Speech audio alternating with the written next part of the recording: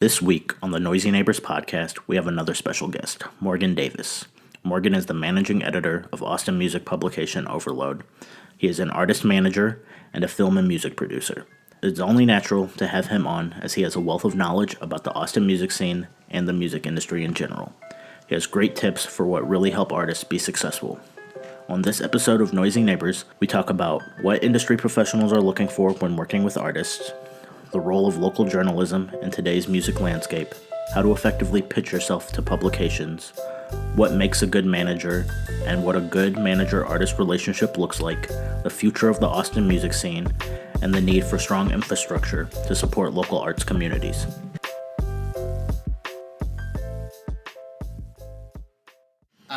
So I have been booking and producing music since I was in high school. I basically had just been really into booking and playing shows at like my local youth center, and then that kind of just spiraled into doing a lot of different music activities. I moved to Austin about 9 years ago, specifically trying to be in an area that was a little bit more affordable and where I could still be working on music on my own terms. And shortly after I moved here, I ended up connecting with Carter DeLauro, who is the guy who started Ovrld, and I was doing mainly investigative journalism for the site and editorial writing, and then he got a job at Stanford and asked me to kind of like take over, and I've been doing that for about 4 years now that I've been running it and trying to turn it into more of a multimedia entity rather than just a publication. Nice. So, yeah, but I was before I was doing anything music, or before I was like doing anything professional with music, I was working in the food service industry, working for like stadiums, arenas, clubs, doing backstage catering, Nice. Labor intermediation with unions, consulting, that sort of stuff. So Nice. Yeah, and then from there, was it producing or managing that you got into next? Well, I'd always been doing producing. I had lived in the Pacific Northwest for a long time and had worked in bands. I had done a lot of the recording and production for that. And when I was in high school, I'd actually apprenticed with a couple different people for studios. Mainly this one guy, Pete Droge. Who was he's a solo artist who's like on the Dumb and Dumber soundtrack is like his big claim to fame. Nice. But he also was in a supergroup called The Thorns. And so he had this recording studio where I lived, and when like for my last year of high school, I was out there kind of helping him out, and kind of really got bit by the recording bug then, which eventually turned into like being more of a producer rather than an engineer. So helping artists kind of assemble their teams and helping them pick the right places to record. And then once I started doing more on managing artists, I kind of transferred away from the strict producer stuff, more on career building with artists instead of just recording. Okay, so producer, then managing, and then Ovrld came about when you moved here. With all those jobs, how do you balance between them? That's always a hard thing to figure out. Over the past couple years, I've tried to limit myself in terms of instead of being involved in a bunch of different projects, I've been trying to stick with people that I feel are at a point in their careers where what they really need is someone to guide them and not someone to do a lot of the legwork for them per se. Okay. Because I think for a lot of people who do stuff behind the scenes, I think that you just always want to help artists, or at least that's why I got into it, is I want them to do better. Right. But a lot of times that means you get in early with someone and they're not actually ready for that yet. Right. And it just doesn't work out. So I've been trying to focus mainly on artists now who are at a point in their careers where they've already done a lot of the work for themselves and just need someone that's kind of like a mentor, someone to provide guidance and help them kind of figure out what the next paths are and who they need to talk to and meet in order to achieve that. Okay, cool. Would you say all these different jobs build off each other, or would you say as you go from job to job, you kind of feel like have to mentally reset and take a different approach? Or do they, because they're all creative jobs, they seamlessly work together, and what you can take from one job, you can take to the next and the next? Well, I definitely think that they go together. Sometimes it's not always seamless. Sometimes there's a lot of obstacles and barriers in the way. But like for instance, the film producing that I've been doing connects over with a lot of the stuff that I have done as the artist manager, because essentially when you're producing a film, what you're doing is you're helping build a team and connecting people and helping them figure out the best ways to make their vision become a reality. Right. And so a lot of the connections that I fostered through artist management and booking, as well as through management, had led me to, and through Overload, like a lot of the media connections I've made, all kind of like led up to me being able to do film production. Okay. Nice. So it seems like they've all at least fed each other in terms of like building your career. Yeah. All right, cool. Let's dive into some of the stuff as a music journalist. So the first thing I want to know is, as a music journalist, what's an element of it that people who aren't in the music journalism industry wouldn't expect? Well, I think one of the big things for people is understanding the difference between being a music journalist and pitching stuff versus what you actually want to write about. Right. Okay. A lot of times when I don't do freelance as much as anymore, but when I was freelancing way more frequently, a lot of it was having to realize that artists that I wanted to write about were not necessarily artists I was going to get to write about. And I think a lot of people think that journalists just get to pick whatever it is that they want. Right. And a lot of times you get assigned things, you don't have a say in the matter. Or I mean, I guess you could say I'm not going to review R. Kelly, but most of it is that you have to kind of think, okay, I have to get this approved by someone. Like I'm pitching this piece, and so if I'm just pitching a piece on an artist that's not big, the likelihood of an outlet allowing me to do that is really low unless they have some amazing story, Right. So I think a lot of artists think that why aren't more people covering like stuff that's lower level? Why aren't they trying to break new artists? And it's because when you're pitching publications, they just don't. Most places just don't care because they only care about like the clicks, right? Which is unfortunate. And then the places that do care about younger artists or artists who are not established yet or artists who are doing things that are way different are usually local publications, which are dying, or they're places that you just write for because you have a passion for it. So like for Overload, like that's just a passion project for all of us. We don't really have capital, so we have a little bit more freedom to do things, but it also means that we're not really getting the same money that like Pitchfork has. Right. Yeah, and you mentioned that like a lot of the local publications are dying. Is that why, to avoid that for Overload, is that why you're doing the shift more toward multimedia? Well, yes and no. I had been wanting to expand it before, that's always been like a thing that I felt we were capable of, because our mission is Austin music first. And for me, I really internalized that and viewed it as, we should be a music activism organization. And not just like in a political sense, but also just an organization that's standing up for artists, helping develop artists, whatever that means. Okay. And when I was doing more on the investigative journalism end of it, that was stuff like standing up against pay-to-play, which is like a practice where promoters are getting artists to pay to be on a bill. So I got really involved on the city level with kind of trying to figure out ways to fight that. So Overload was at the vanguard of that. Nice. And when Carter had brought me on to kind of develop the site more, that was a big thing for us because that was the most read article that we'd ever had, was my piece on pay to play, but it was also like the highest profile thing that we'd had outside of that in terms of here was this battle.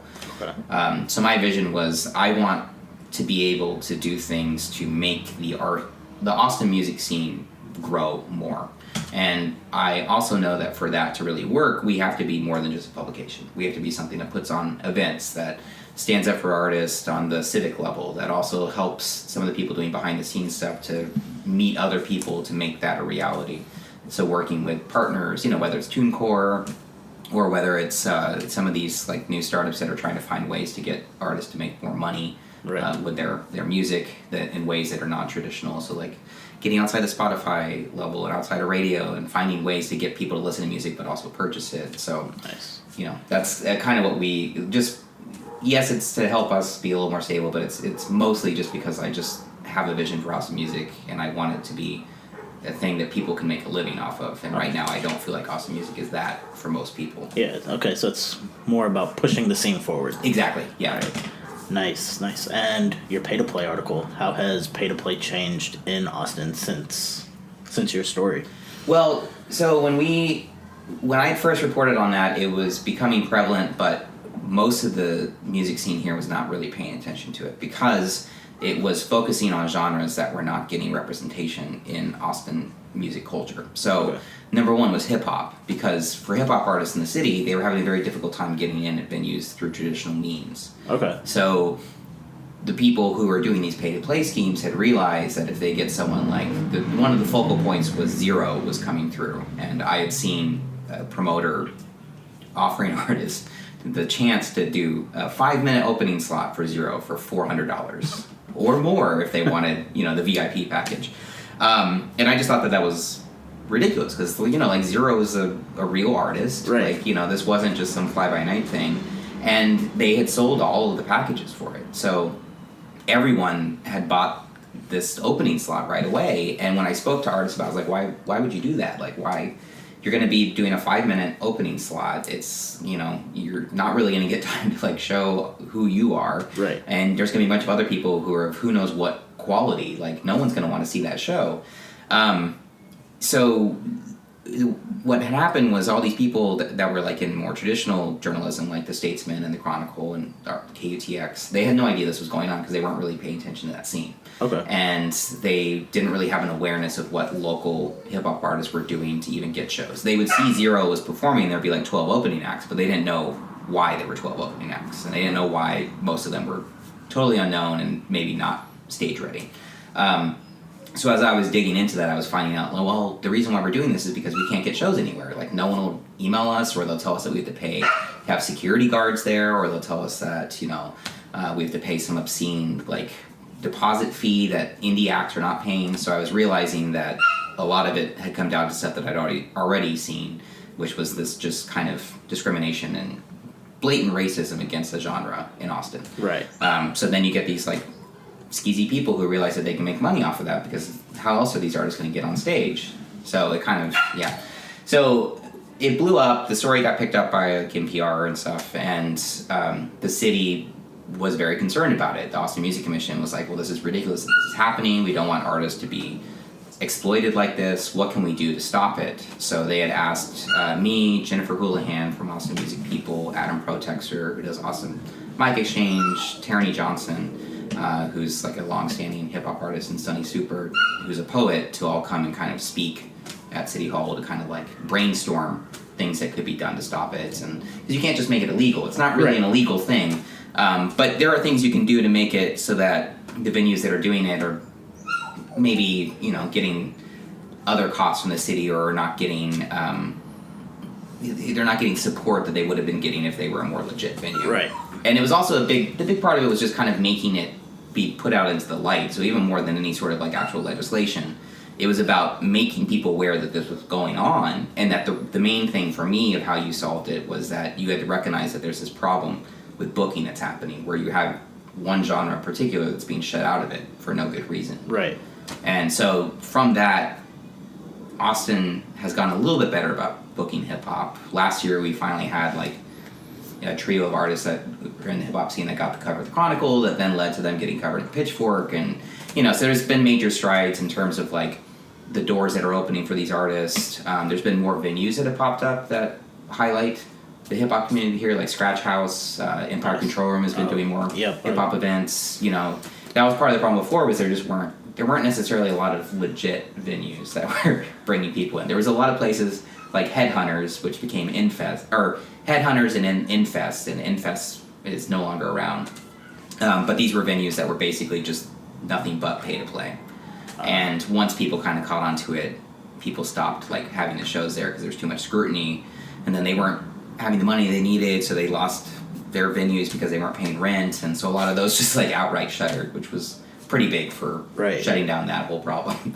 Not to say that it doesn't still happen, but I've noticed that it's way less prevalent. There's not really as many of the pay-to-play operations that pop up, and when they do, the community is quick to point out that, to younger artists, hey, you're about to be scammed. Like, this is not a real thing. Nice. Yeah, that's super important. First, bringing notoriety to the issue. Yeah, and that's like, it's kind of like, you lift up a log and the bugs are all there in the light of day, they're going to scurry off because they operate better when there's no attention on them. Yeah, and the fact that everyone was rallying around it, now they're educating artists and shutting it down. It's super important. A lot of times it'll be brought up and then swept under the rug and still done, but it's more like, hush hush. Well, and I think also part of it was that local media kind of realized they needed to be doing a better job of like looking into certain genres. So the Chronicle, the Statesman, I feel like all of them kind of upped their hip hop coverage game after that. Yeah, I know. I was on Overload this week. Just because I'm fairly new to Austin, so I'm just trying to get a sense of the music scene, and I was looking at like some of your top picks for the year, and there were quite a few hip hop artists on the list. So I just went through, saved them all on Spotify, so I can go back and check them out. But yeah, it's been blowing up. Like there's been a lot of artists that have been getting way more attention. We have Avi the Nomad, who signed to Tommy Boy, and then there's the Tita, who's been getting like lots of attention at Pitchfork and elsewhere. Quinn FN. There's just a lot of artists that are doing really incredible things in terms of like getting way more like plays than like any of these indie rock bands. So it was about time that like they started paying attention to them. Yeah, and hip hop is now like the most popular genre.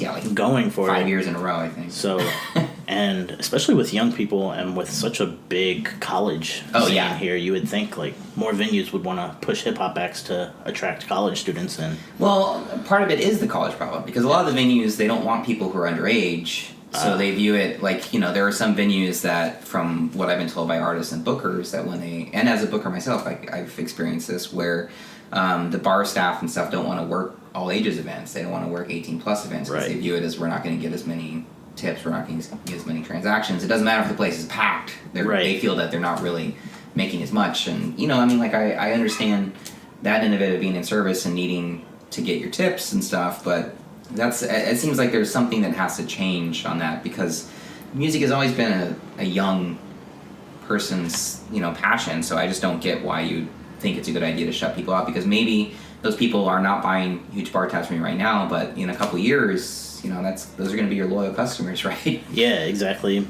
Taking a bit longer approach and just charging at the door, because there's less stuff that the underage people can go to. So if you're letting them in, they'll pay a premium up front to get in. So well, yeah, they do that, but for some people who work in these venues, they feel like that's not coming back to them on bar, and that gets into a whole thing of like those people should be paid a living wage.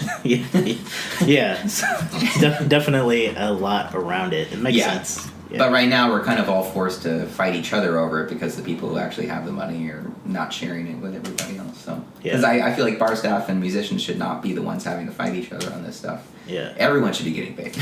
As a consultant to musicians, like the first thing I think of is it's a real opportunity for like house shows. And right.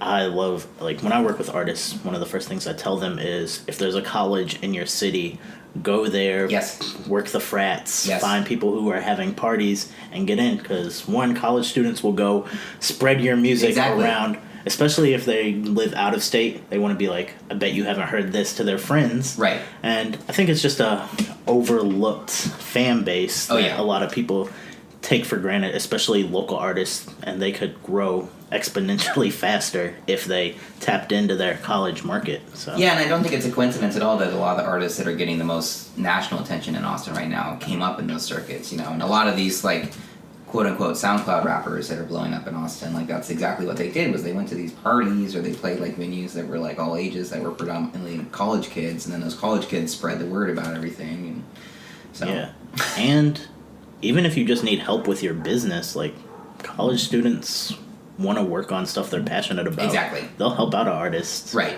So, yeah, definitely something to think about. Some advice if you're an artist listening, tap into your college. Especially in Austin, because we have all the co-ops that have just parties going all the time. Industry professionals want to minimize their risk of investing their time, resources, and reputations by working with artists that are not only talented, but are serious about being successful because they can see the progression over time. So if you're not seriously putting in the work and documenting that work, there will be other artists who will get opportunities that may have been yours. As you heard from my discussion with Morgan, pay to play is not only unethical, it can be detrimental to your career. Be aware of venues you're working with and the people at these venues. Ask other artists how they've been treated at those venues to get an idea of what to expect and what's normal. If your town is full of venues trying to force pay to play, or you don't have the draw to book shows at the venues you want, explore alternative paths like house shows and colleges.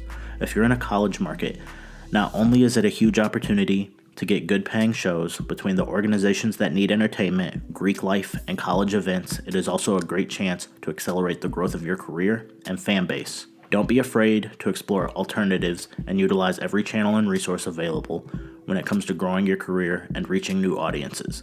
Colleges are often untapped markets and offer real opportunities for growth.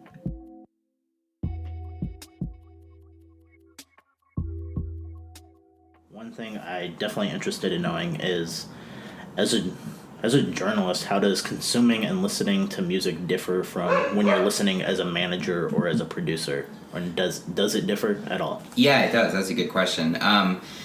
So as a journalist, one of the first things that I'm looking for, especially if I'm trying to get a piece placed somewhere, is what's the news peg? What is it that is the hook for this?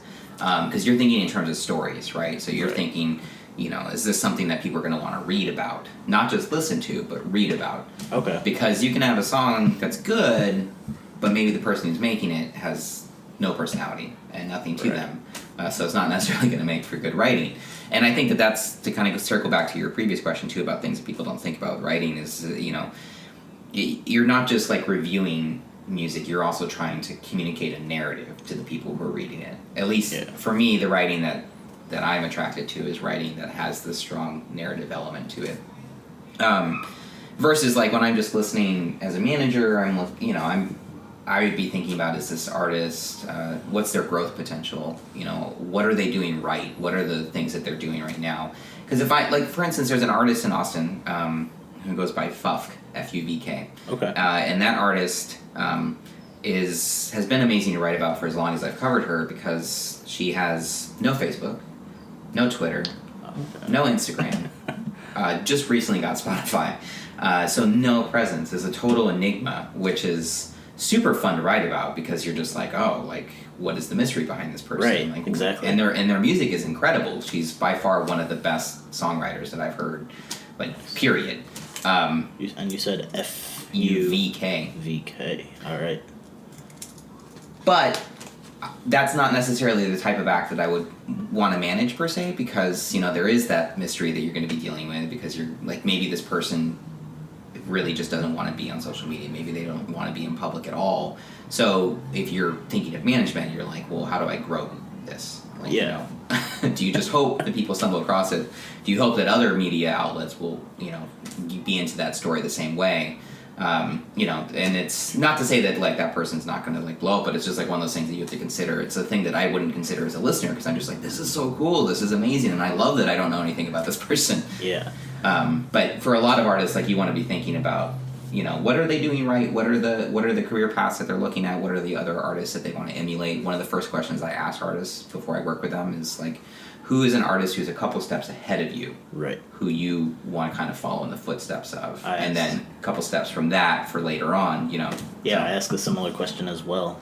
Yeah, because it's just a good way to get at what their actual achievable goals are, right? Because everyone wants to be a star, everyone wants to make lots of money off their music, right? But what is it that you want to be doing soon? Who is someone that is doing what you wish you were doing right now, right? And why?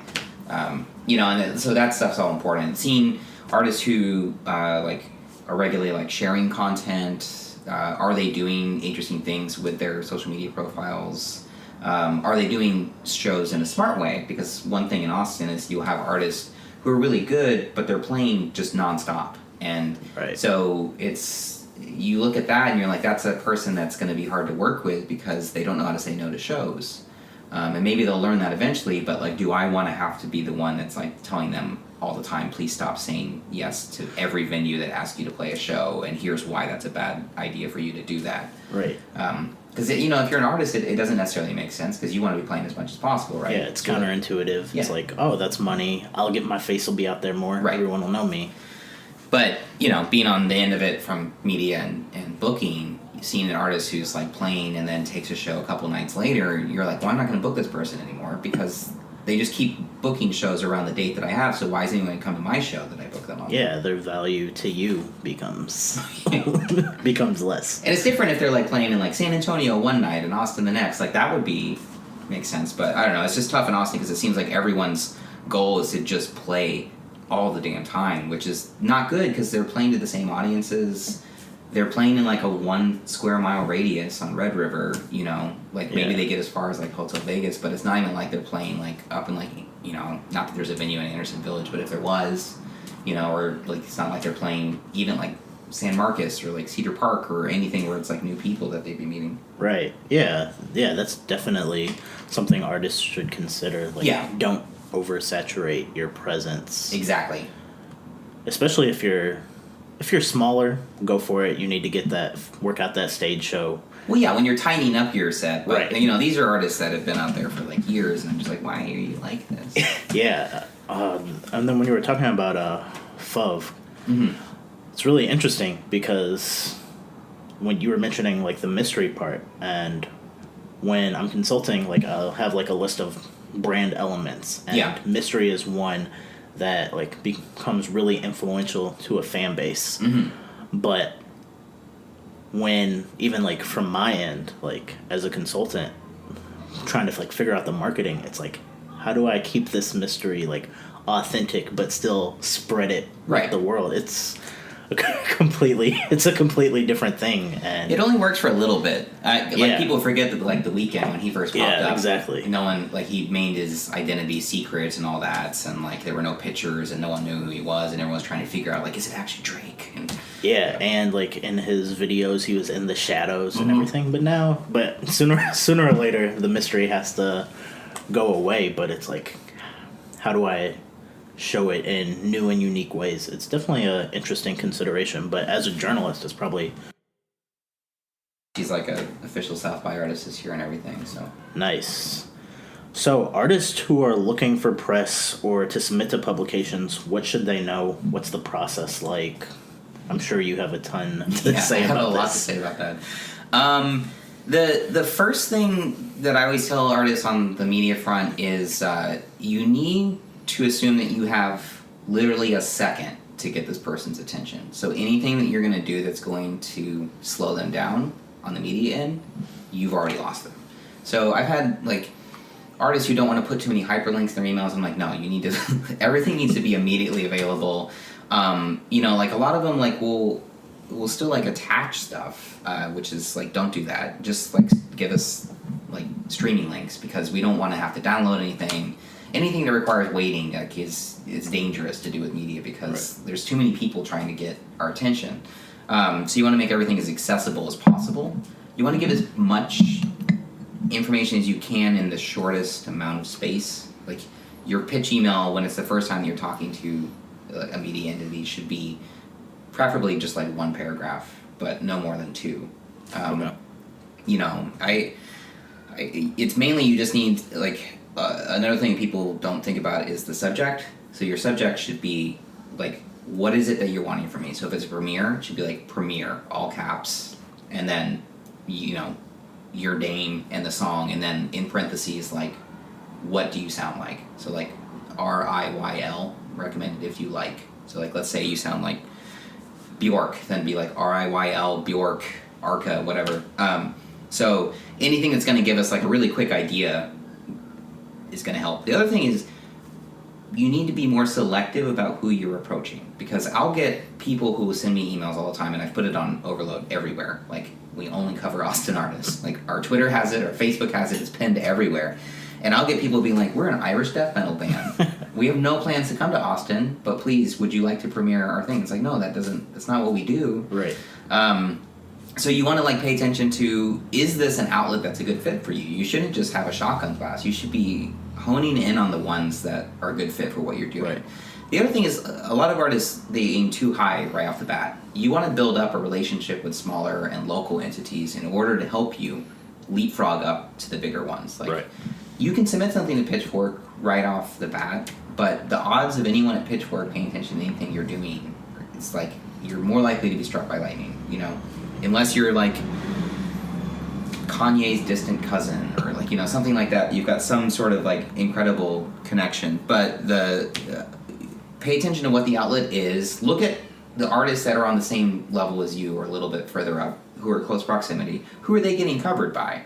Talk to those people. If there's a band that you're playing shows with frequently and you see them get a write-up at like some random blog, like, you should go talk to that blog, because chances are if they like that band and they were willing to cover that band, they're also going to be willing to cover you.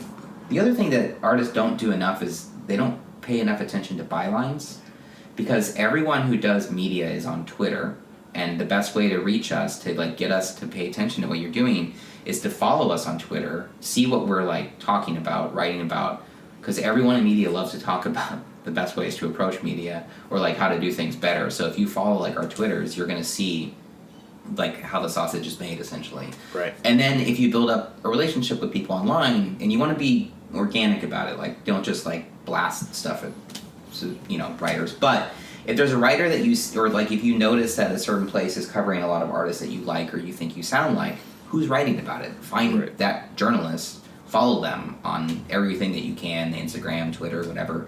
Start to like worm your way into their mentions, you know, and that's a good way to like make some familiarity, because they're going to see you, and as long as you're doing it in a way that's not gross, then it's a good way to have it so that they actually like kind of be like, oh, I vaguely remember this person from something, right? You know, and a lot of times you'll see people put out calls like, hey, I'm trying to do a piece on Austin's like stoner metal scene, like, and then you can be like, hey, we're part of the stoner metal scene here, and like, please cover us or include us and stuff, right? You know, there'll be a lot of those profiles, but yeah, and the other thing too is I think artists are not, they'll pay attention to developments that are happening in music, but they aren't necessarily doing the same with developments that are happening in media. There's some really cool things that are happening in media right now. I don't really think it's as bleak as a lot of my peers do. I think that we're going to see a return of local media soon, because I think that now that most of them have been wiped out by consolidation, people are realizing what they missed.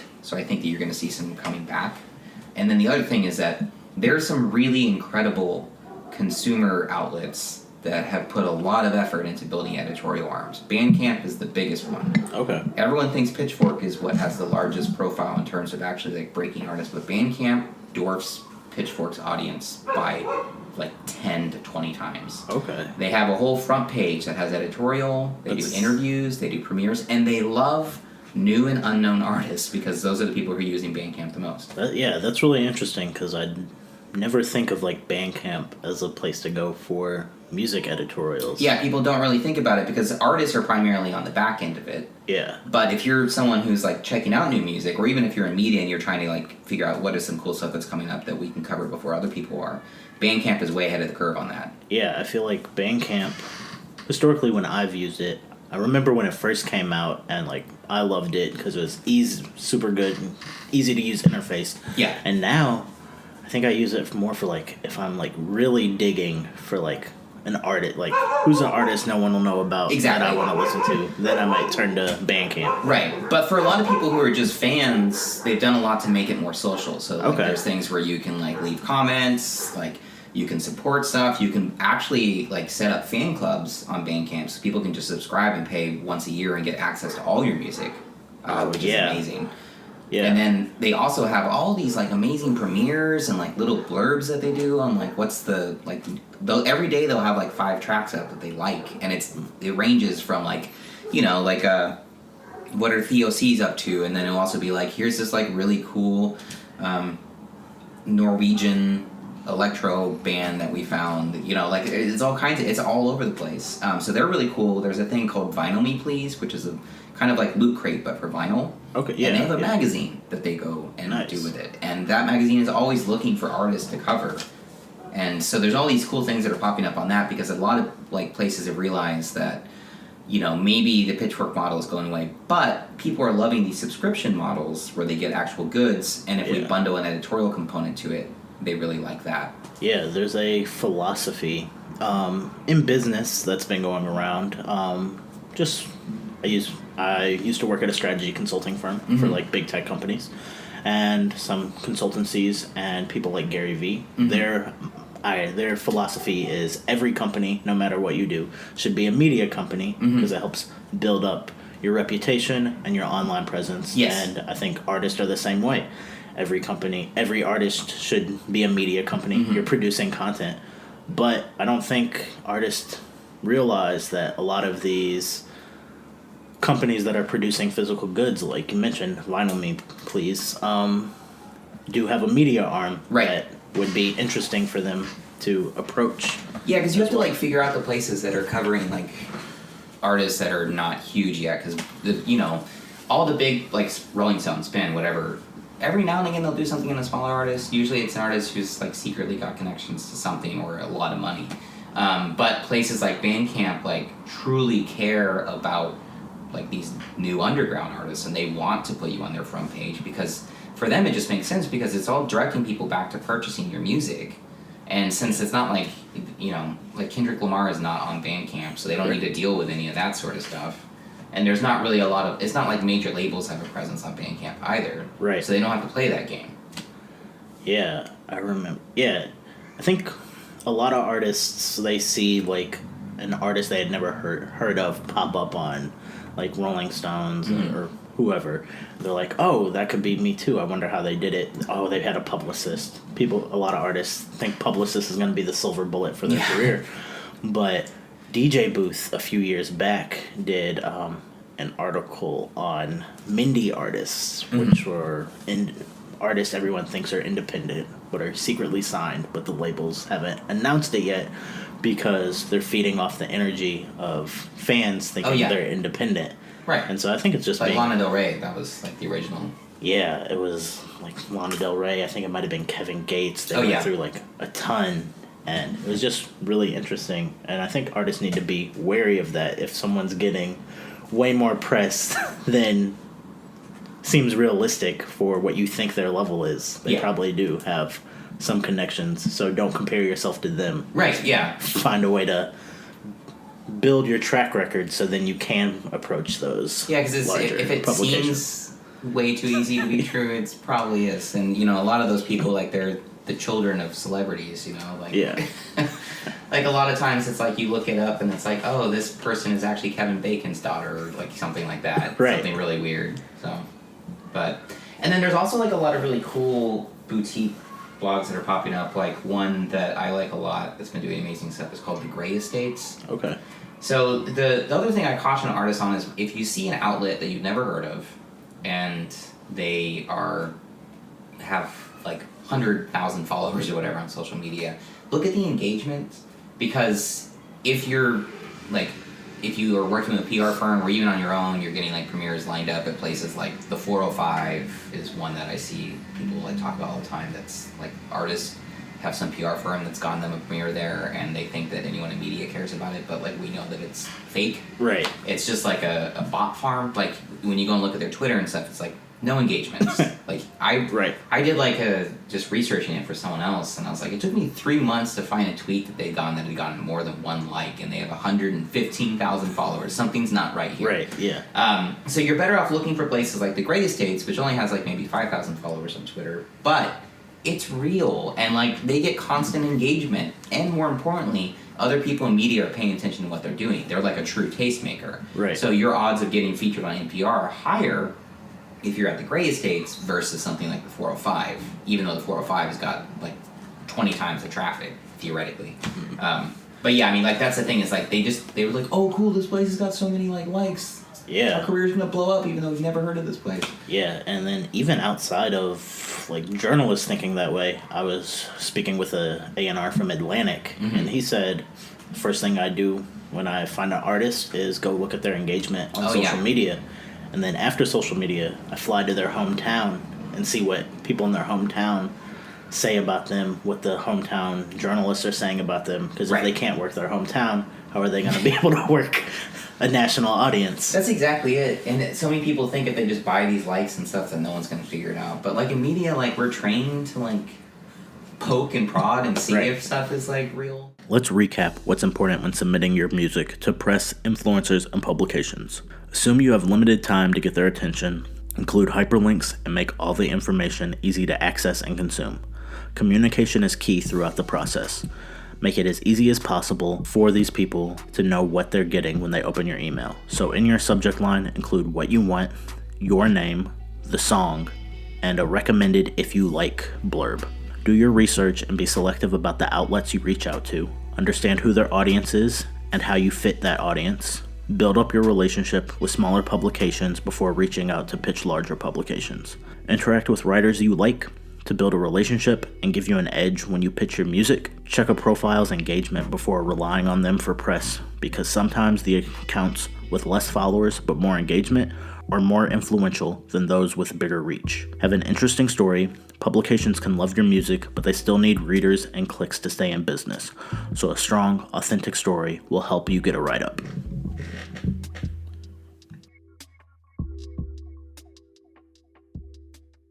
Yeah, and I mean, like, that's the thing, too, is that in a place like Austin, I think a lot of artists here, because they can get shows so often, they think that they're, like, this is going well, we're just going to keep doing this. And then they get stuck in a rut, and then nothing ever really happens to them. Like, I could name so many bands that I would have thought would be bigger by now who just didn't really put any effort into switching things up and didn't really get out of that comfort zone. So that's another thing, is I would urge artists to tour, to, like, go, even if you're just going to Dallas, Houston, San Antonio, just get out of this city, because this city can really just pull you in. And it's great for, like, refining your talent and making yourself a better performer, because it's so competitive and there's so much going on. And you can get shows often. But I think in terms of actually ever growing as an artist, it's a sinkhole. Like, just, you have to get out of it. So, not to be too bleak, but... Sounds like it's a great home base. Exactly. You have to leave home. Yeah. And really work. I think with Austin, you're in a very unique position. There's so many surrounding cities to work and bring entertainment to. Right. Where it's lacking, versus Seattle, where I was just at, and we talked about this, you really have Tacoma, Bellingham, maybe Portland, and even Portland artists are trying to work Portland, and they're also trying to hit Tacoma and Bellingham. So you don't have as much ability, whereas here you're really lucky. There's a lot of colleges around, and there's just a lot of cities that are a couple hour drive away. Exactly. So you could, it's very central. Right. Yeah. Seattle, you're right on the water. You can only really go one direction. But yeah. And then I liked how you mentioning the revival of local journalism. We're seeing it at a news level, like traditional news, especially with elections coming up. Last time with the rise of Donald Trump, a lot of the national news publications realized we're missing that. Yeah, I got pulled into that. And I think it's going to be the same with music.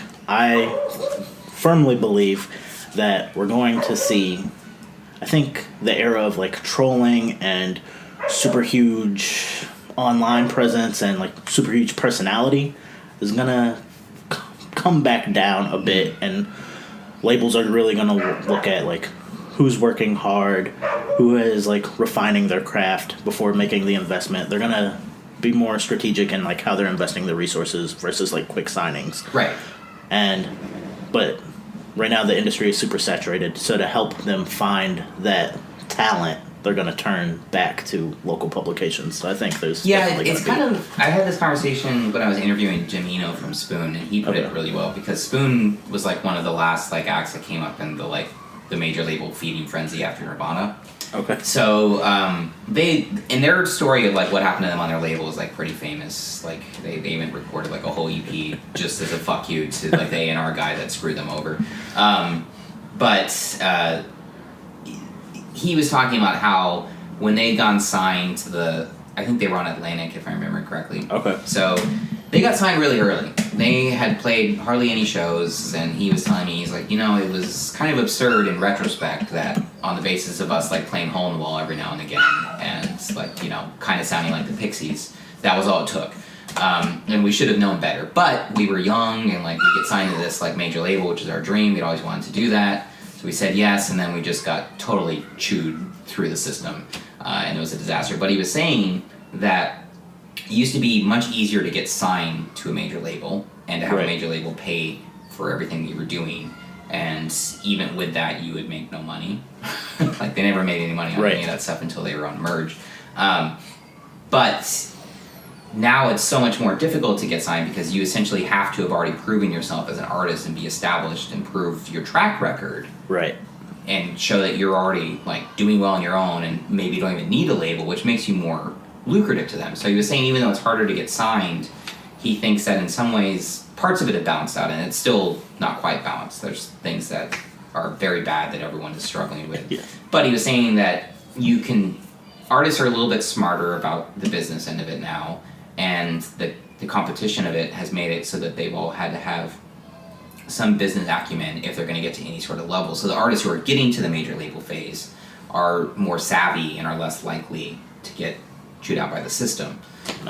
So he thought that was promising, but he was saying that like the other end of that is that, you know, far less people are making actual careers out of music because you have to be doing like 20 jobs just to keep it going. But yeah, it was interesting talking to him about that because it was just like this thing of like, I think everyone had this like vision before of the internet was going to make everything so much better and everyone would be able to have a voice in the platform, and it seems like the main thing it has done is just make it so that there are too many voices and no one's actually being heard, and then, you know, you just have this kind of like Darwinian survival of the fittest sort of thing going on all the time now. But no, it's definitely an interesting era to be in, as labels are refining their approach, artists are refining their approach. Everyone is figuring out what this next era of music business is going to be. That's probably a good segue into your work as a manager. Mm-hmm. So, mentioned that management came kind of with as you were doing producing work. Mm-hmm. So, was it that you made a conscious decision, I want to manage X, or someone asked you, or? It was basically just like, you know, like in my own bands, I was doing most of the management stuff. Okay. You know, I was like getting all the things like ready for manufacturing, making the connections for us for recording, getting us set up with, you know, tours, stuff like that. So I was already familiar with that. And then on the journalism end, I made all these connections through like interviews and speaking to people and doing work that was like getting notice on that, and just it was just kind of this thing where I just all of a sudden when I was working with artists, I was realizing that like I knew more than I thought I knew and knew more people than I thought I knew, and I have, you know, like I'm trustworthy. I was trying to think like the best way to put it, but like, which is, you know, a thing that I think a lot of people will gravitate towards in music, is that they feel like they can trust you and you know people that you can lead them to and that you can actually like give them good advice. So I'd be talking to these artists and trying to caution them away from things and trying to help them not make bad decisions, maybe even decisions that I had made like as an artist. And it was just kind of like through that process that artists started being like, well, can you just manage us? Like, can you, you know? So it wasn't a conscious decision on my part. It was just kind of a thing of like, can I help this person? Am I the person who is best suited to helping their particular needs? Okay. You know, and every single time it's been because I believed in the music so much that I was like, well, I don't trust anyone else to be able to help this artist grow the way they need to grow. Right. So I guess I'm going to do it. Okay. Yeah, that makes sense. And then you mentioned that, well, you just mentioned that, like, you have to believe in the music, and you mentioned now you're looking for bands who just need a bit more guidance than you actually doing the legwork. What are some other factors that you look at when deciding to work with an artist? Well, the main thing that I look for, other than, like, whether or not I actually like the art that they're making, is are they going to listen? Which sounds really simple, but it's not. And because I've before I got to this point, I had worked with artists where I thought, like, if they just follow this path and they follow these instructions, they're going to do pretty well. And, like, obviously with music, it's luck.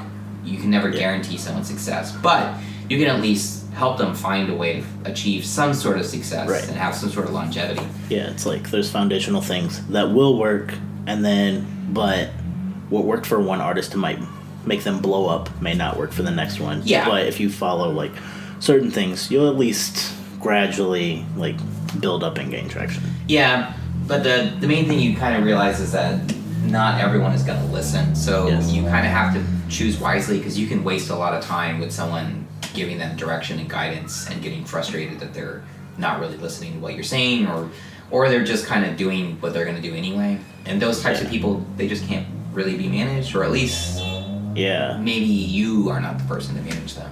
Yeah, growing up, my mom had a phrase she would always tell us, like, God helps those who help themselves. Right. So it's like, you have to actually want the help. You can have all the talent in the world, but if you don't want to listen and actually take the advice and help, you're not going to go too far with it. Right, and I mean that's hard because like for a lot of artists, like they might not get certain things, like the thing with like not playing as often, like that seems counterintuitive, you know. Like our whole thing is that we're supposed to be playing shows. What do you mean we shouldn't play shows?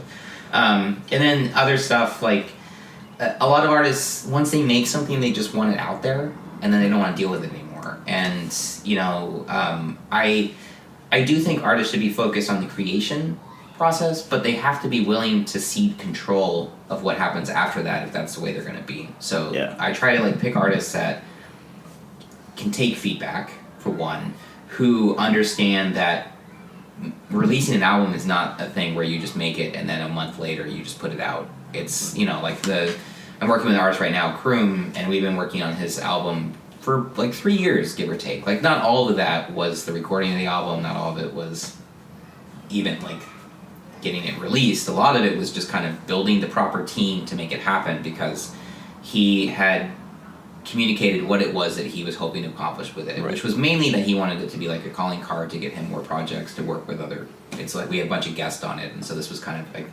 you know, wanting to show what he's able to do and have that, like, if not, like, maybe he gets a big radio hit off it, but mainly what he wants is other artists to like see like, oh, I want to work with this guy to produce tracks for me, you know? So it was like a whole thing of like, well, if we're gonna do that, we have to like get the proper people like mixing it. You have to get the proper guests that are gonna like be at the right levels and doing the right types of sounds to fit with what you're doing, and then we have to have the right people to publicize it, and then the right people to work all these. And so I was like upfront about like it's gonna be, you know, you're gonna need a lot of money for this, so you're gonna have to like figure out the amount of time it's gonna take you to raise the funds to do that. Right. And then there's gonna be the whole thing of like you're gonna have to be patient with the release process. But he's been fantastic. He's like one of my favorite artists to work with, specifically because like you just give him these tasks and he's like, all right, I'm gonna do it, and then I will report back when I've got the resources for Nice. that. But yeah, it's hard for a lot of artists, and like, you know, it's understandable because like you just want to be making this stuff and you just want people to hear it, and you don't understand, well, why do I have to wait a year to release this thing now that's done? Yeah, I was been helping out an artist as well, and just has like some technical polishing that he needs, as well as like there's business stuff, but I think like he's really focused on making music. So I'm like, well, you're gonna be making all this music, let's work on like polishing your like technical skills a bit more to like help you take that jump to the next level. So I like gave him a whole like, here's an artist development guide. It's like how to like find your style a bit more, how to like improve your like technical rapping ability, based on like methods I researched and basically studying other artists and other artists who are like good to study. Check in with them after a couple months. I'm like, because I go back, listen to his projects, give him feedback on like what he needs. I'm like, hey, how's that development guide going? You know what? He says, you know what? I really need a manager because I'm just so focused on creating the art that I haven't really looked at that. And I'm like, that's not what the we do. whole first, like the whole first half is like stuff you should be applying to when you're making your art. This doesn't make sense. Like, so I'm like, please go look at that. Realize it's not gonna take time away from you making your art. It will go hand in hand and just help you get better. But it's that case of like, are they gonna like follow through? With and follow through is like a key term for it too, because that kind of goes across everything. It's just like, are they going to actually execute this stuff? Are they? And it's one thing to like be like, well, I hear what you're saying, but I don't think that that's the direction I want to go. Or can we look at it this way? You know, because like I'll have conversations with artists where I'm like, well, I don't know about that cover art, or I don't know about this show that you want to be on, but if you're really passionate about it, then let's do it. But that's different from, I hear what you're saying about like I should, you know, have at least 3 months lead time for press to get this album, but I think I'm just going to release it tomorrow, Sunday night at 10 p.m. and that's the best time for me to put this out. Yeah, there's definitely an element of give and take, and I understand like as a creative who's creating something that's personal, you want like to control the process, but you also you also need help. So Right. like you have to be willing to like trust who you're working with. So I think that is definitely an essential part of a healthy artist-manager relationship. Yeah, and I think a lot of artists too think that management means that you book shows for them. That's always a struggle. Is like people are like, well, because when I have conversations, like, what is it you're looking for in a manager? What is it that you need a manager to do? Because I always want to have a conversation to understand what it is that they think Right. that position is and what it is that position provides. Because you can think I need a manager because every artist is a manager. And a lot of them always like seem to think that like, well, they're going to get me shows, and it's like that's not. I mean, yes, managers can help with that, but that's you're talking about a booking agent, which is a totally different thing. And a manager is a person who would facilitate you finding booking agents to work with. But if you think that like all I'm going to be doing is just getting you set up with shows around town, like that's not going to be beneficial for either of us. Right. I think there's definitely like a lot of artists, especially starting out, like they think the manager is going to like do the legwork and free them up to just create. But I think artists definitely should know the business end. Right now I'm working on this like video essay, and the topic is going to be like examining like Nipsey Hussle and how he does business. Right. And I've been reading like his interviews, and in one he is just like, as an artist, you should know how to like do a piece of everything. Like you should know the business, because when you hire a manager, you don't want them to take advantage of you. Yeah. Or if you want to try something out and people on your team don't agree, you can then go execute it because now it's on you. So I think artists should be willing to slow down. Like, yes, you want to create, but have some patience, learn the business. That will just help you be able to create more and create faster and be in a better place going forward. Yeah, because the way I always try to communicate to artists is that a manager is there to do three things. I think that the first thing that they're there to do is to provide you guidance and help you make decisions and figure out where to focus on. And then I think that the second thing that they're there to do is to introduce you to people who are going to make your career go somewhere, whether that's like publicity, whether that's booking agents, anything. And then the third is to help you avoid falling into the traps that they know everyone falls in the music industry. It should always be someone who has like some sort of awareness and experience with that sort of stuff, and can help you foresee problems, foresee obstacles, and figure out how best to avoid them or what to do about them when they emerge. It should be a problem solver, a connector, and someone who is like a coach. Right. But yeah, I think I definitely agree with that. I think that would definitely understanding like what the manager can do for you is essential for an artist. How should an artist go about finding a manager? This is a question I get asked a lot. A lot of times the answer is, when you're ready, a manager will find you. I mean, that's one I would agree with. I think that's kind of what it is. I think in most of the cases where I've like managed or consulted with people, it's been because I've recognized the need. Like maybe they knew that they needed help with things, but they didn't know how to go find someone, or they were so focused on doing what they were doing that it's not even something where they would be looking. I think any manager that you're pursuing, like just blind, is probably not going to be a good manager, because those are the types of people that are more mercenary and are not necessarily in it because like they actually believe in you. Right. A manager preferably is going to be someone who believes in what you're doing and has ideas for how to make it go better for you. Yeah. Some advice I've given people is like, you can't find like a industry manager, or like one hasn't found you yet, and you have like a friend who's like really passionate in your career, and they have like more of a business mind where you have a creative mind, and you just need someone to help you like do that groundwork and take some of the burden off of you. Hire your friend as a manager. Let them learn the business while you're learning the business as well. How do you feel about that? I think that can work. The only thing that I think is dangerous with that is that the wrong manager can permanently close doors for you. Okay. And I think that the only issue with working with someone who doesn't necessarily have And it's not that they have to have management experience. It just needs to be someone who has experience with the industry. And it can be anything. I mean, like a classic example of like a manager who really just like made things happen without necessarily having any management experience is Bruce Springsteen's manager, who was a reporter at Rolling Stone, who just happened to like see Bruce Springsteen and be like, oh my God, this is the new face of rock and roll. This is going to change everything. I have to work with this guy, and I know I can like help him. Right. And you know, like that was a case where it was he didn't really have like a background in the music industry, but because he had this history at Rolling Stone, and Rolling Stone was so important to the game at that point, there really was a lot that he could bring to the table in terms of like making things better. And Bruce Springsteen's career really shifted once he had that manager versus I don't even know who he had been working with before. I don't know if he had one. Maybe he had no.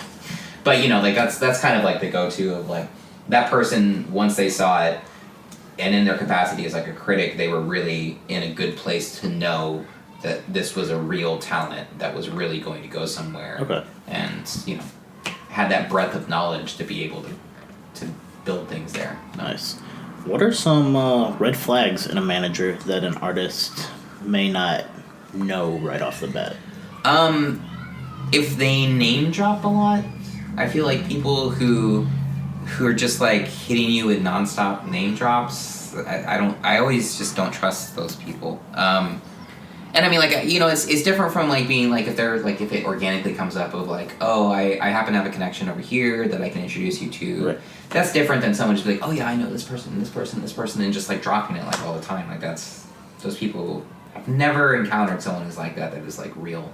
Another thing is lack of communication.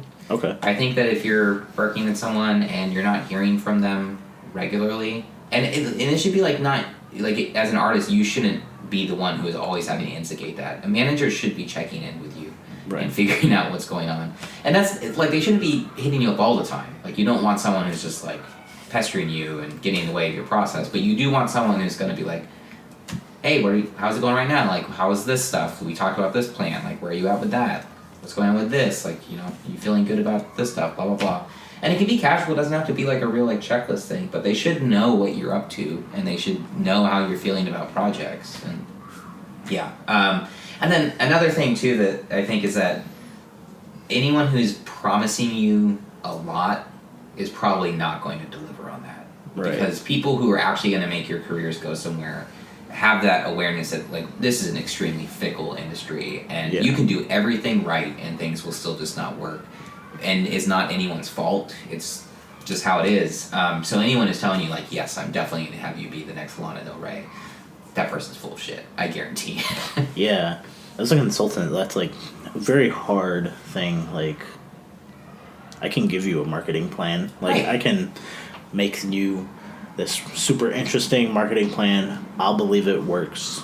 We're not going to know what the actual ROI of it is until after it's done, and you may blow up off of it, or the success might not be like what you imagined. Yeah. And like the only thing I can promise is I'm going to work hard on it. I'm going to try to do everything I can to like make it work for you.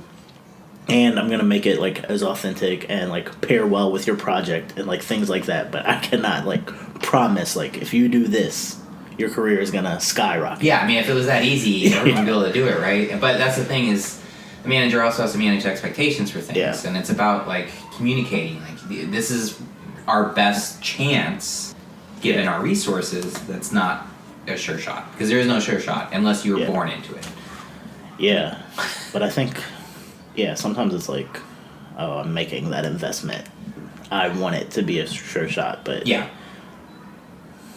it comes down to nice like the relationship. If it was like math, where you just like do the formula and then it's just there, but it's not, and it's never been that way. Never. I mean, and you know, there's artists where people have pumped tons of money into their careers and it's just never happened, and so it's not even necessarily a money thing. Sometimes it just doesn't click. Yeah, because I'll definitely see times where, like, a manager, like, their last artist or their last band did things exactly this one way, and they're like, oh, I'm going to apply that to my next band and my next band. And it doesn't work. It doesn't work, and the band's getting upset. They're like, this isn't working, this isn't for us, and the manager is defensive. Oh, but it worked for my last band, go ask them. And I think it's understanding, like, as a manager, like, I can't do things the same way. Yeah. As an artist, like, you can't just be willing to do exactly what someone's telling you. You gotta also understand, like, what feels right. Yeah, you gotta be flexible. Yeah. You know. As an artist, there's a certain amount of legwork you have to do in order to attract a manager. A manager first must really believe in your music, and many of the established managers are looking more to work with an artist that they are at a point where they can provide guidance and new opportunities. A huge factor is if a manager believes the artist will listen to their advice, can take feedback, and be coachable. The relationship between an artist and manager is a partnership built on trust, and there will be times where each side is ceding control of the process to each other. Your manager should be a problem solver, connector, and a coach.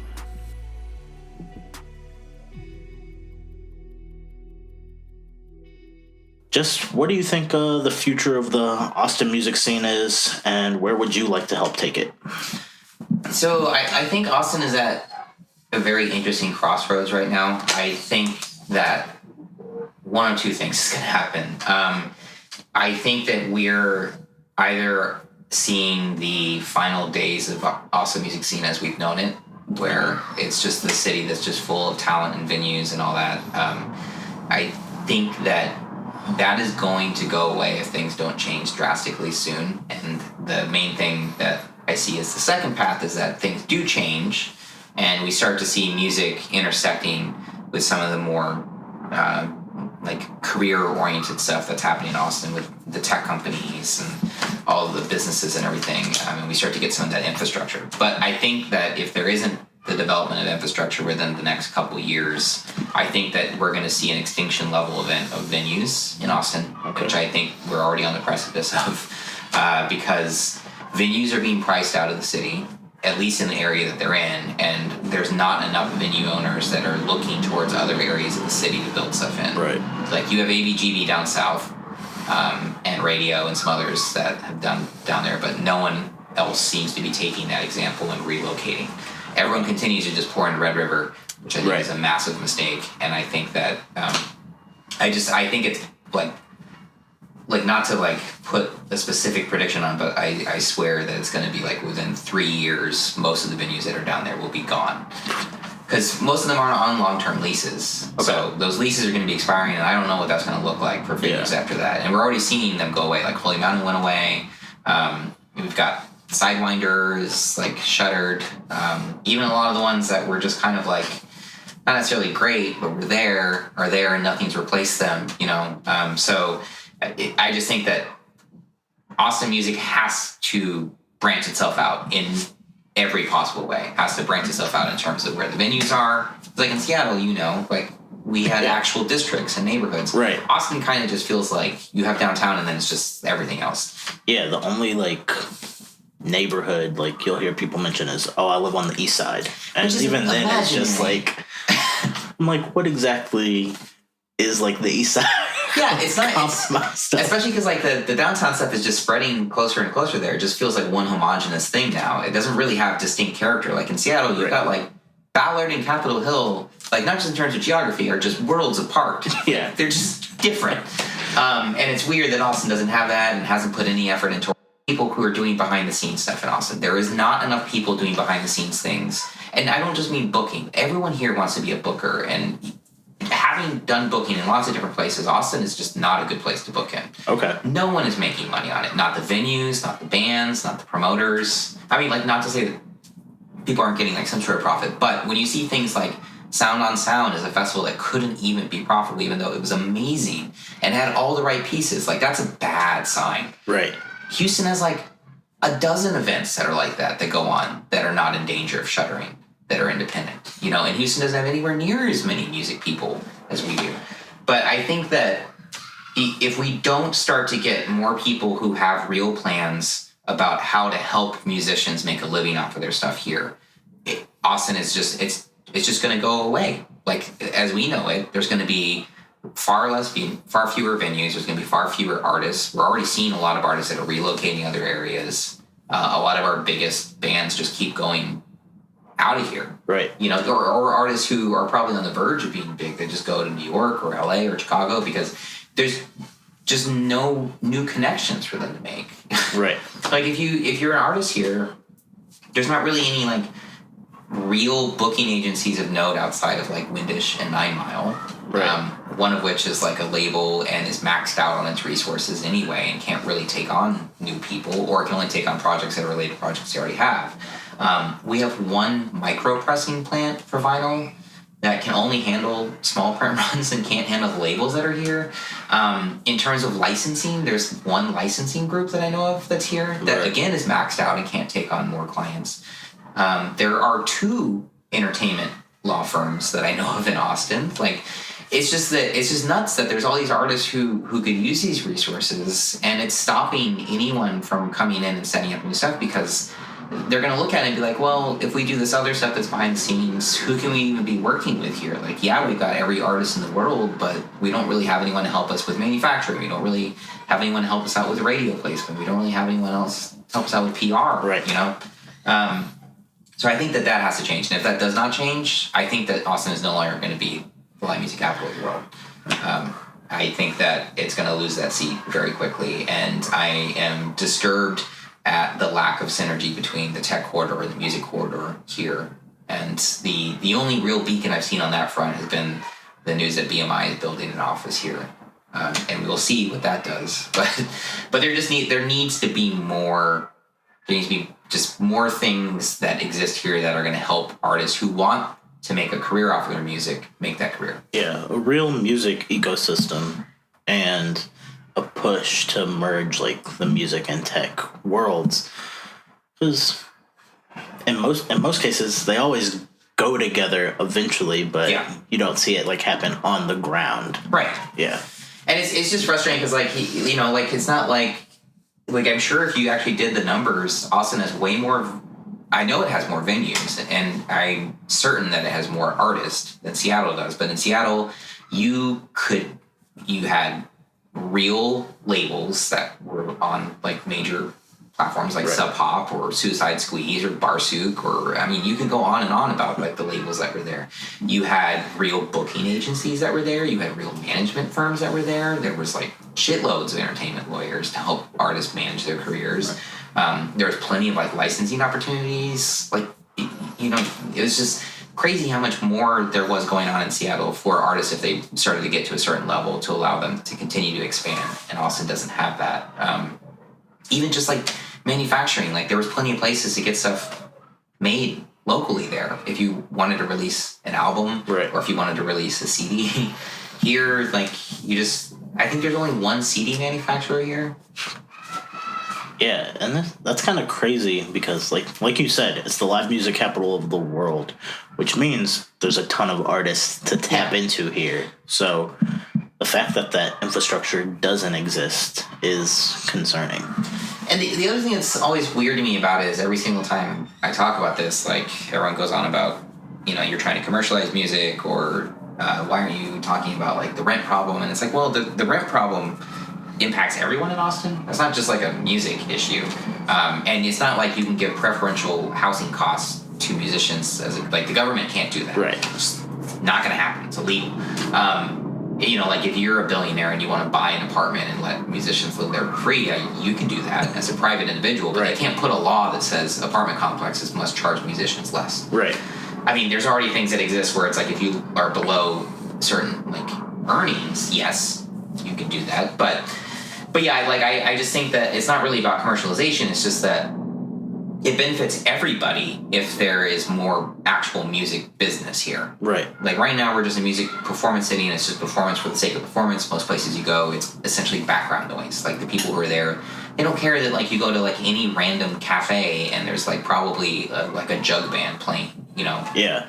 It's made it so that like to quote from an interview that I've done with this guy Ian Sabonius, who is just like a crazy figure in music. He's in a group called The Makeup, but he had told me in this interview that it's like music is essentially just like elevator sounds now because it's everywhere and you can't escape it, and there's no danger to it. And he had likened it to like back in the 50s and 60s, you would have these, like, even doo-wop groups. Like, the reason why doo-wop groups formed was because they were street gangs. Yeah. You know, so he was just saying it's just like this thing where, like, you know, if you're in somewhere like Austin, like, it's just, you don't really view it as art. It's just like this thing that's piped in from everywhere now. Yeah. You get really used to, like, tuning it out or, like, putting it in the background. And it can even happen, like, when I know I'll go into album planning to listen to the whole thing, and I might, like, be on my computer while I'm listening to it, and if the album is, like, too easy listening, I'll start to, like, tune it out, even though, like, my intention was, I'm gonna, like, listen to this album. So, like, there always has to be an element of, at some point, the music just needs to punch you in the face again and bring you back. Well, like, I think I always try to say to artists when they're about this stuff to like drive it home to them about, like, how dangerous it is with this in Austin in terms of, like, people just not giving a fuck about the music. How many shows have you been to where there are more people smoking on the patio than there are inside watching the bands? Oh, ton. Like, every time. Yeah, or, like... or playing pool in the back part of Hotel Vegas. Or, like, I don't know, like, or you go to, like, a restaurant or a bar or something, and, like, people are actively, like, getting upset that there's music because they can't talk to their friends. Right. And it's like, why is this music even here? Like, I don't want to deal with this now. This isn't what I wanted. Or they're just like, or, like, they don't even hear it. It's just white noise. Yeah, exactly. It's like barbecue smoke in Lockhart. You know, you just expect it to be there and you're not really paying attention to it. Yeah, like the value of the music has gone away when it's in that situation. And some of it's, like, just how people consume music, but a lot of it in this case is there's a ton of music. There's not a ton of, like, variety in what's being booked every night at these. Well, and it's like the same lineups over and over. And I mean, like, I've tried to, like, frame it like wildfires, right? Because wildfires are not necessarily a bad thing. You have to clear out dead wood, and not everything needs to exist in a forest. Sometimes for the betterment of everything else, some things need to go away. So anytime I advocate for things like a minimum wage program for artists, I 100% believe that every venue should have to pay at least minimum wage to all the musicians who are on stage on any given night. And every time I brought that up, people would be like, well, some places wouldn't book music anymore. Like, yes, that's the point. Not every shitty bar on 6th Street needs to have a live band all the time. Right. It would be better for everybody if they didn't, because then it's less competition for the actual places that care about music, and people who actually care about music are going to go and support those and not be like, oh, I can just, like, go down the street, and if I don't like this one, I'll just keep moving around. Like, just, no. But, yeah. How do you feel about the level of artist collaboration in Austin? Do you think there needs to be more of it? That's excellent. Like, that's the thing that's good is that, you know, it's a thing. I think I've heard other artists say that Austin is the best place to be a better musician. It's just not the best place to be to make a better living as a musician. Okay. Because, you know, I mean, you can't throw a rock without hitting, like, 20 musicians at any given time. Everyone here, it's like LA where everyone's an actor or a screenwriter. Like, here it's everyone's a musician of some sort. And as a result of that, like, I think there's a lot of, like, amazing cross-pollination and sounds and cool things that are happening, especially right now. I think when I first came here, it wasn't quite like that. Everything was very homogenized. It was like the garage and psych rock scenes were just kind of, like, everywhere, and they all fucking sound the same. Versus now I'm seeing a lot more experimental tendencies in terms of, like, trying to introduce new sounds, trying not to sound like other things that are here, trying not to sound like other bands that you're friends with and stuff. And I think that that's good. I just think that those people deserve to be making more money off of it. Right. Yeah. That's the thing that sucks is, like, if you dropped Austin musicians, like, you just took up, you know, those things where they take, like, a little bit of an amp pile and move it to, like, a different area to see if it would still work. I think that if you took Austin musicians and just dropped them into somewhere like Seattle, they would do amazingly well because they're ridiculously talented and they have incredible sounds and they're ahead of the curve on a lot of things that other cities aren't. But they just don't have that careerist acumen, you know? Right. So it's more of, like, there's a need of, like, infrastructure and education to because they're collaborating and working together, they're sharpening like their craft skills. So now it's like, how do we give them business support to really? Well, yeah, and it's a double-edged sword because I think when it's so easy to perform and so easy to find people to perform with and so easy to be heard, you kind of just like look past, well, I'm not getting paid for it, and like no one's actually like downloading my albums when I upload them. Right. I'm not getting any engagement on things, but I can play every night of the week and there will be people there to see me, so I must be succeeding. I think that's kind of the way that they view it. Yeah, it's like teaching them, okay, you're playing in person. How do you take those people who saw you and turn them into like actual fans? Yeah, and it goes back to like what you were saying about the college campuses too, because a lot of artists don't, like, they have no awareness of that for some reason. It's like, well, like when you guys were in school, like you were, no matter what the concert was, you'd probably go down to the student union building, check it out, right? Right. It's a captive audience, and a lot of them don't seem to get like a lot of those like college campuses, like they pay way better than the venues do because they have like an entertainment budget that they have to blow through every year. So I don't know. So it's just a lot of that sort of stuff. Like you just have to get out of the bubble of Austin in order to thrive in Austin. Yeah, definitely. I know there's a local group, Moonray. I know they go and play the frats like fairly frequently, and they're there often. Say it pays well, and it's really supporting them and their career. And but it doesn't have the prestige of Hotel Vegas. Right. It may not have the prestige, but it's helping them pay the bills and do what they want to do. Yeah. The arts and culture are core to a city's identity, but in order for that to exist, there is a need for investment from both local government and entrepreneurs. Entrepreneurs can support the development of a thriving creative hub by investing in building infrastructure targeted toward artists. Whether it's manufacturing goods, providing services to artists, supporting local publications, or creating media companies to provide local coverage to artists, providing space to create and perform, or paying artists a living wage for performances, you play a critical role in the success of art and culture in your communities.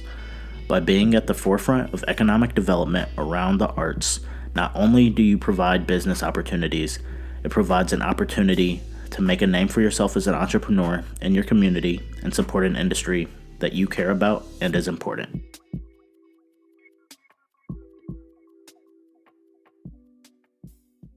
Overall, like nationally or just in general, what is a trend that you like right now in music, either as a fan, as a journalist, as a manager, like just a general trend in music that you're really into? The main thing I'm into right now is what I'm just like, because I'm a critic, so I have to throw it into like bullshit terms. The new queer noise. There's this like movement that's emerging with artists like Moody Black and Black Dresses. And you can even trace it back to like Peaches and stuff. But it's basically this like very hook-driven but super abrasive sound that's like merging everything from like dark wave to punk to like hip-hop. And it's mostly by like queer artists, particularly trans artists. And it's just like this really cool, almost like body horror perspective on things. And yeah, like Moody Black is like one of these bands that like I every single time they come by Austin, I'm just like, I know that I'm gonna lose money getting you here, but I just love what you're doing too much, and I just don't understand why people aren't more into you yet. They're the ones who basically invented noise rap. Okay. They were like the first noise rap group, and Death Grips gets like all the credit, which is just absurd. But yeah, they're this just amazing trans noise rap duo. Nice. And just like it's the most incredible shit that you've ever heard. It sounds unlike anything. And then Black Dresses is like my other favorite one right now, and then like Blackie from Houston. But yeah, Black Dresses is this like Canadian noise duo. It just like you listen there, like this is like to be super nerdy. When you make stuff in Ableton, if you overload the program, it starts to like slow everything down. Right. So all their stuff like just like glitches out and like pushes it fully into the red.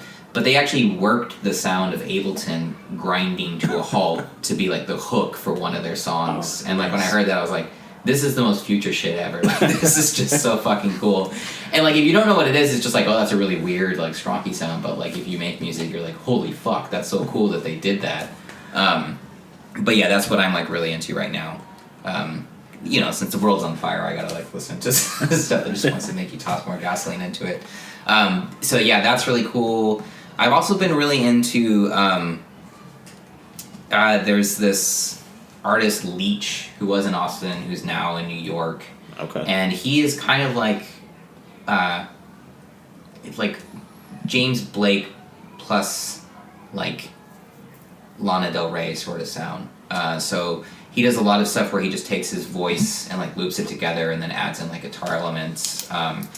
Just one of the best voices you've ever heard, and a phenomenal songwriter. And he's gonna be doing really, really cool shit. I've gotten to hear like some of the stuff that he's working on that's not out yet that I'm just like super excited about. But I'm having to like be careful. I'm like, I shouldn't say any specific tracks because I don't know what it's gonna be when he actually releases it.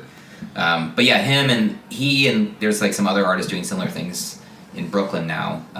One of whom is called Halfwave, and she is an artist who's played in a bunch of other groups as like a keyboardist. And then Halfwave is like her project, and it's like if Aphex Twin and Bjork like got together, or more Kate Bush than Bjork, were like combining forces on a project, so like glitchy and weird but really beautiful and ornate. Nice.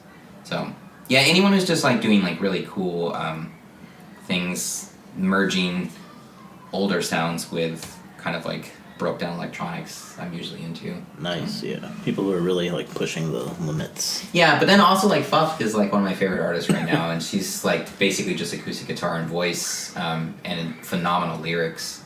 But yeah, A great voice can do wonders. Oh yeah. Well, yeah, and when you hear Fuff, like we went and saw her live. It was one of the first live shows that she did. She did it at the beginning of this year for Free Week, and you expect like the way that their voice sounds on album is not how it's going to be live, because you're getting it recorded on like fancy microphone, blah blah blah. It was like uncanny how good her voice sounded, even just during sound check, just on like a shitty PA, and I was just like, this person is like one way or another is going to be blowing up. Those artists, like especially singers, who it's like when you hear them live and then it's as good of quality as like you're hearing on the record, it's like, oh, those are usually like, the ones where you're like, oh, I know you're gonna make it some way somehow. Yeah, because like you just always assume like, oh, it's editing and compressors, and because that's a normal part of recording, right? And then you just expect the live stuff to be different, and like the live show was still different, but it was like a thing of like, oh my god, like you're able to pull that off, like. And it was just during sound check when I walked in, and I'm like, oh man, this is gonna be amazing. Everyone's got to check her out. I think she's going to break out at South by this year. That's the artist that I'm hoping that people take stock of. Yes, everybody be on the lookout for Fuff. Yeah. Yeah, okay. I think we can get close to wrapping it up. I'll just have a couple more. Should be short ones. If you had to do your career all over again, what advice would you give yourself? Fuck, that's hard. I mean,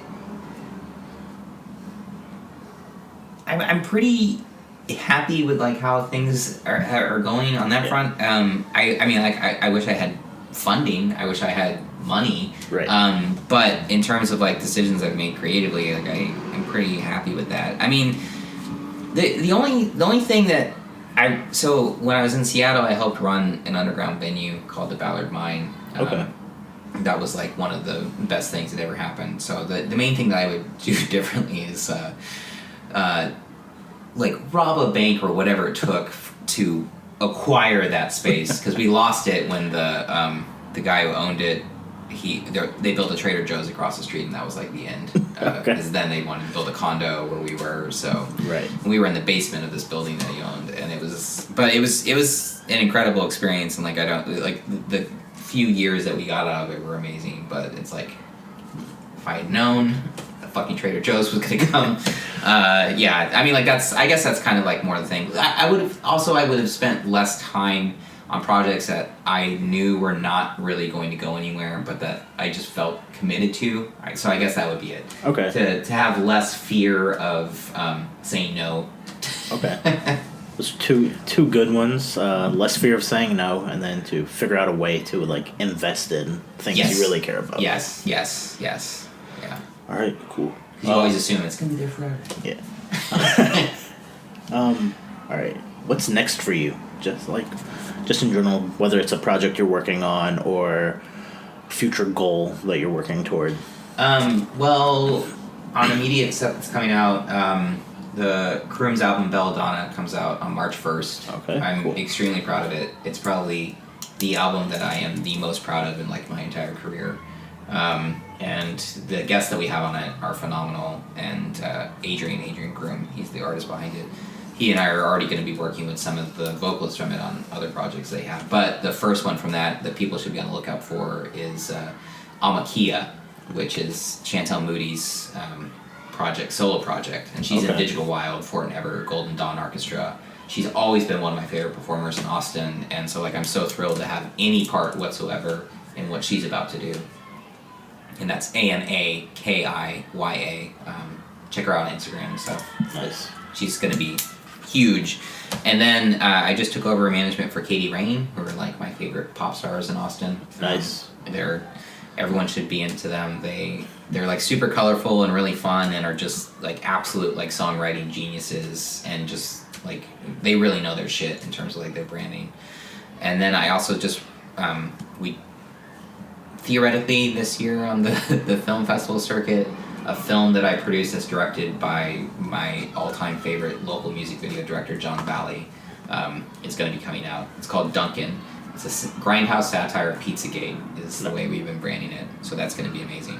And then just like in more general stuff, like I'm trying to figure out ways to make Overload sustainable. That's the thing that I'm working on. We've batted around the idea of doing a print publication because, print's a place where there's lots of money right now, right? But just, finding ways to be able to do what we do and have it be something that I want to be able to provide like jobs for the people that are involved with it with me. Right. And I know that if we had the funding and the resources, we could be doing really amazing stuff. And that's always been the struggle.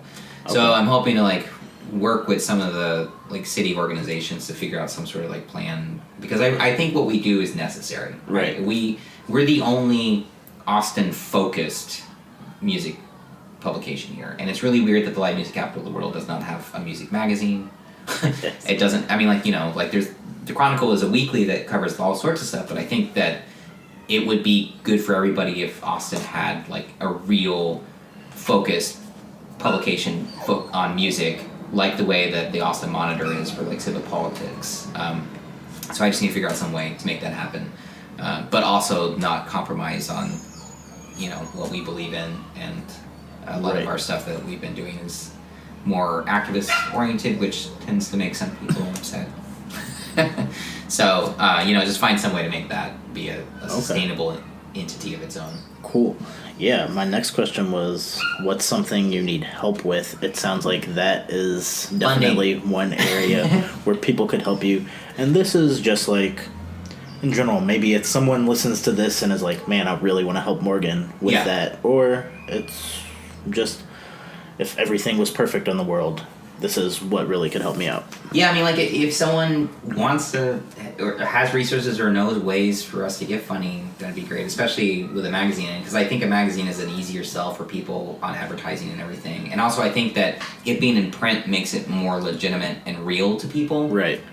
We get great feedback on what it is that we do with the site, but I think that if we had a magazine version, it would go over really well. So if anyone wants to help with that, that's the thing we always need. Otherwise, I always need people that want to help with events or writing or photography. The way we operate is that we're basically a collective. So I always help the people who do stuff at Overload land gigs at other places. We've got a good track record with that. Nice. People who've been at Overload are now at Pitchfork, Spin, Texas Monthly, Wired, IO9, NPR. Like I'm good at that. I'm good at getting people in places, but that means every time I do that, I have to like find new people to build up, because I prefer to work and mentor people and help them move up. Cool. It's always meant to be a stepping stone for others. So nice. Yeah, that's. But yeah, if you want to be at those publications, we're a good place to be, because I will train you on everything you need to know in order to be pitching at those places. I just don't want to fucking pitch anymore. So. Nice. Yes, everyone, help out Overload any way you can. Yeah. All right, and then last question: where can people find you? So Overload is on all social media. We are on Twitter at OVRLD. Our Facebook is the same, OVRLD. Our Instagram is OVRLDATX. I think that we also have the OVRLD one, but Carter or someone who had it before had access to it and lost passwords. Not me. So, but yeah, so we're on all that stuff. Yeah, that's the best place to reach out to us. It's OVRLD.com. So we're pretty easy to find. We're at shows a lot. We've covered a lot of ground during this discussion, but at the core of it that applies to everyone, I believe, is paying attention and really understanding how to get the most out of your local market and audience. Invest in the local infrastructure, take advantage of aspects that are unique to your local market, build strong relationships, and you will notice opportunities and be able to create your own.